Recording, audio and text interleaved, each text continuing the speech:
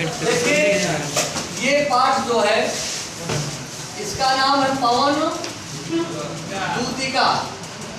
ये कक्षा 11 का पहला पाठ है, वो कक्षा 12 का सॉरी कक्षा 12 में पहला पाठ पवन दूतिका, जिसे लिखा कौन है? हरिऔध जी, यानी ठीक है ना। हरिऔध जी का पूरा नाम जानते हो?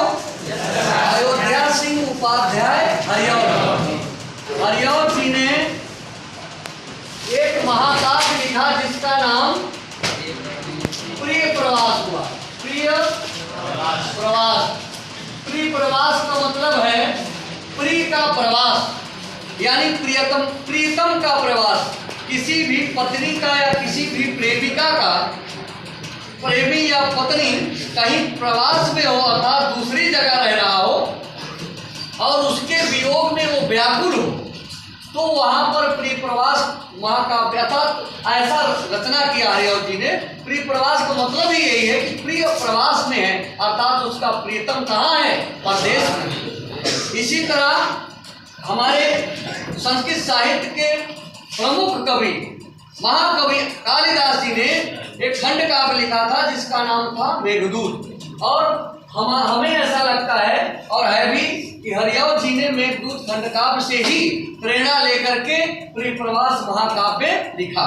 प्रिय प्रवास महाकाव्य में कुल कितने सर्ग हैं? 17 सर्ग हैं। और ये जो आप पवन दूतिका पढ़ रहे हैं ये 17वां में 6वां सर्ग है।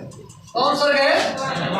सभी बच्चे ध्यान से सुनेंगे हमारी बात को और इधर ध्यान से देखेंगे कि 6वां सर्ग है। कौन सा सर्ग है? 6वां सर्ग। 6वां सर्ग में जो है राधा जी कृष्ण के वियोग में अपने घर में चुपचाप एक बैठी रहती हैं, रोती बिलखती तड़पती हैं और पवन यानी हवा को दूतिका बना करके अपना संदेश दे करके भगवान श्री कृष्ण के पास भेजती हैं। उधर कालिदास ने भी यही किया था। मेघदूत खंड काव्य में जब कुबेर से श्रापित होकर के यक्ष रामगिर पर्वत पर रहता है तो आषाढ़ महीने के पहले दिन में वो बादल देखता है। तो बादल देखते हुए उसके वियोग आता है और अपनी पत्नी की याद आती है, वो बादल से संदेशा भिजवाता है। तो कालिदास जी ने मेघदूत लिखा, उसने मेघ को दूत बनाया और हरिऔध जी ने पवन को दूत बनाया। इस पवन दूतिका में और मेघदूत में इसमें मंदा क्रांता छंद है। कौन छंद है? फिर से हम बता रहे हैं, मंदा क्रांता छंद है। मंदा क्रांता छंद में 17 वर्ण होते हैं। ये वर्णिक छंद है। कितना? कौन सा छंद है? वर्णिक। और इसको गाते समय, इसको बोलते समय 4 6 और 7 पर यति होगी अर्थात 4 6 7 पर रुकना होता है। किसमें? मंदा क्रांता छंद में।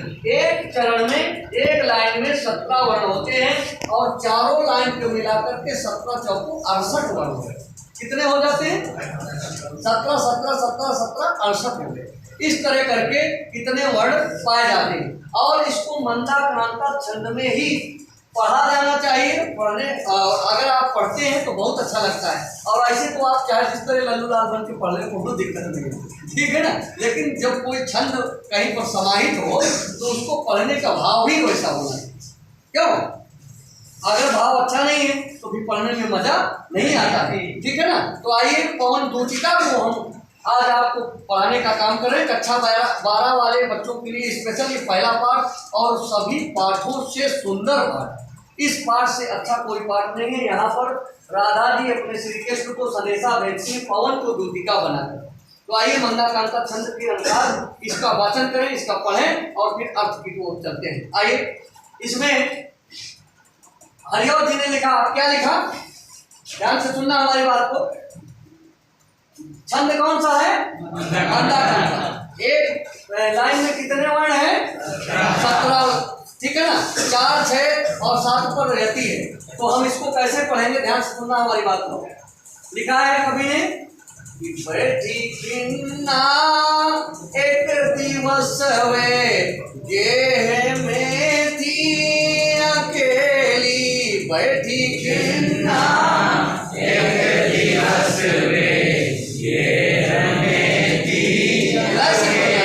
आराम से।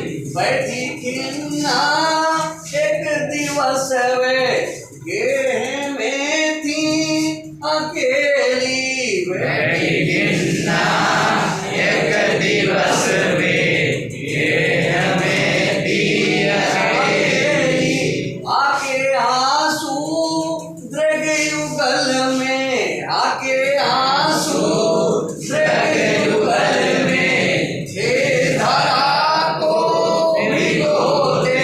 आके आंसू दृग युगल में थे धरा को भिगोते। आई धीरे इस सदन में, आई धीरे इस सदन में उसको सदगंध बोले। आई धीरे इस सदन में उसको सदगंध बोले। आई धीरे इस सदन में उसको सदगंध बोले। प्रातः वाली सुपवन इसी काल वातायनों से। प्रातः वाली सुपवन इसी काल वातायनों से।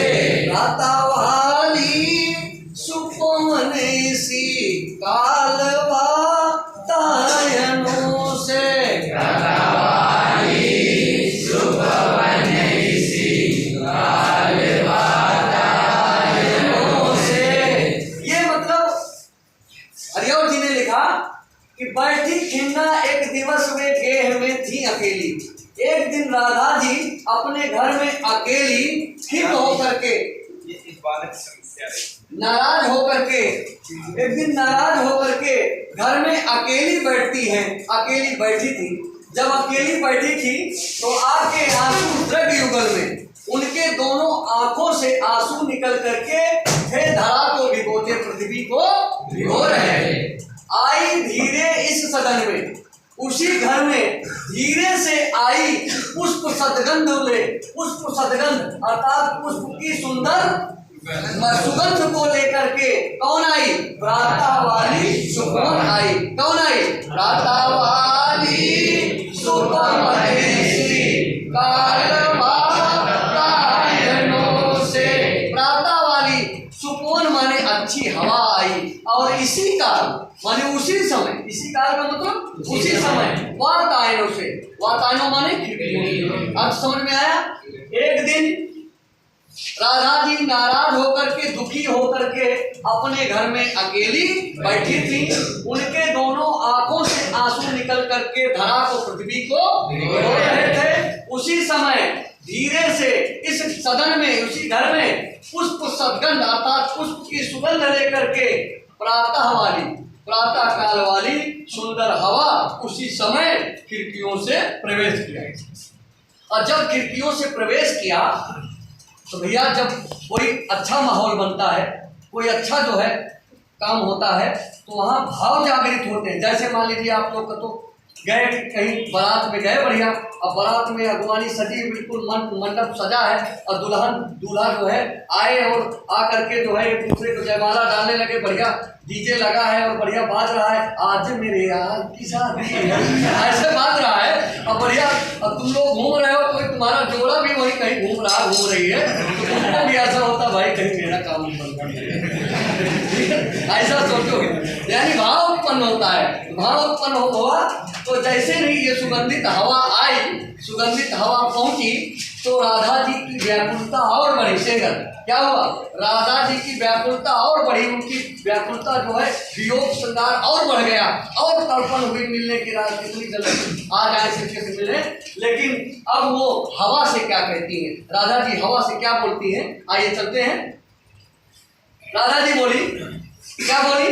संतापों को विपुल बढ़ता देख के दुखिता हो। संतापों को विपुल बढ़ता देख के दुखिता हो।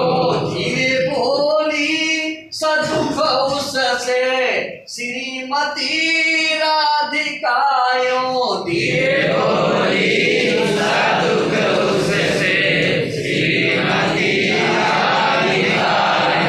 प्यारी प्राता पवन इतना प्यारी क्यों मुझे है सताती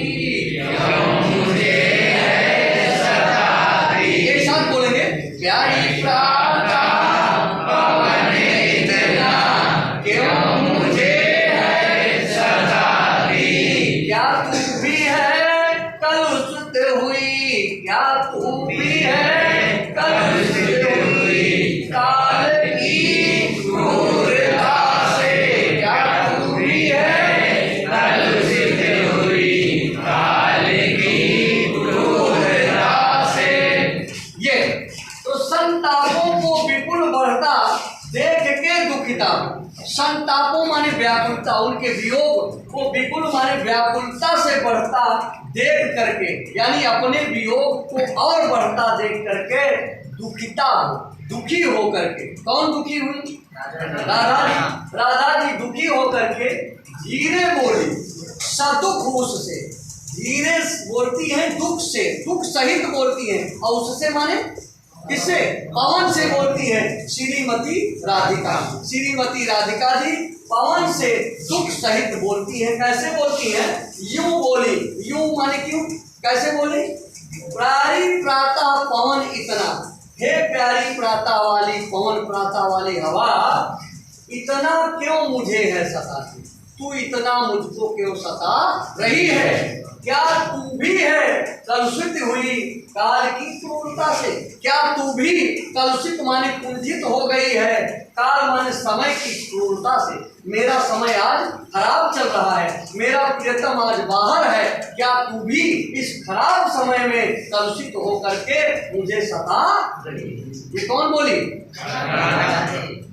राधा जी किससे बोली पवन से बोल रही हैं और अब पवन राधा जी की बातचीत हुई तो पवन ने कहा ठीक है बहन मैं आपसे कुंठित नहीं हूँ दुखी नहीं हूँ मैं आपको सता नहीं रही हूँ आप बताइए जो काम करना हो बताइए हम काम करेंगे।